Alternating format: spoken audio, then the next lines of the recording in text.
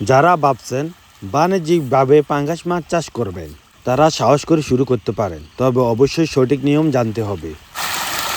আসসালামু আলাইকুম বন্ধুরা, আশা করি সবাই ভালো আছেন। আজকে আমি আপনাদেরকে নিয়ে এসেছি আমার পাঙ্গাস মাছের পুকুরে।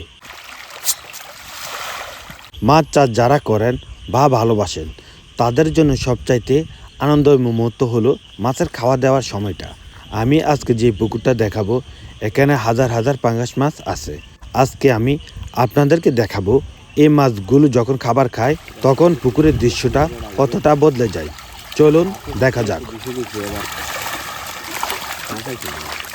এই যে দেখুন, আমি মাত্র এক মুঠো খাবার পানিতে ফেললাম আর সাথে সাথে পুরো পানি যেন ফুটতে শুরু করছে। পাঙ্গাস মাছ সাধারণত একটু রাক্ষসের স্বভাবের হয়, তাই এরা খাবারের জন্য এভাবে কাড়াকাড়ি শুরু করে। পানির নিচে শত শত মাছ একসাথে কিলবিল করছে। এদের এই চাঞ্চলতা আর পানির শব্দটা হলো একজন মাছ চাষির সবচাইতে বড় প্রশান্তি। দেখুন মাছগুলো সাইজে মাশাআল্লাহ বেশ বড় হয়েছে।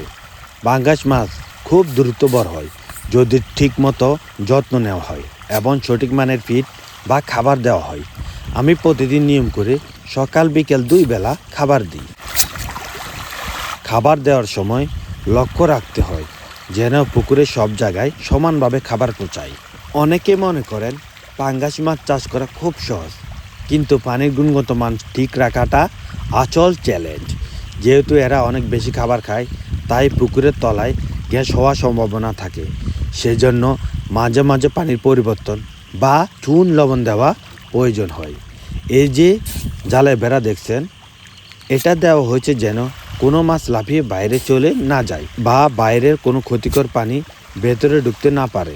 যেমন চিল, বক, মাছরাঙা এগুলো রাক্ষস জাতীয় পানি মাছ খেয়ে জীবনযাপন করে, তাই চাষিদের জন্য এগুলো ক্ষতিকারক পানি হিসেবে বিবেচিত হয়। আজকে এদের যে খাবার উৎসব দেখছেন, এটা দেখে বোঝা যাচ্ছে মাছগুলো বেশ সুস্থ আছে। মাছ যখন আনন্দ নিয়ে খাবার খায় তখন বুঝতে হবে পুকুরের পরিবেশ ঠিক আছে। বন্ধুরা, আজকে এই ছোট ব্লগটিতে মাছের এই মনমুগ্ধকর দৃশ্য দেখতে আমার তো খুব ভালো লাগে। আপনাদের কেমন লাগে তা অবশ্য কমেন্ট করে জানাবেন। আজকের মতো এখানে বিদায় নিচ্ছি। দেখা হচ্ছে আগামী ভিডিওতে অন্য কোনো আপডেট নিয়ে। সবাই ভালো থাকবেন। আল্লাহ হাফেজ।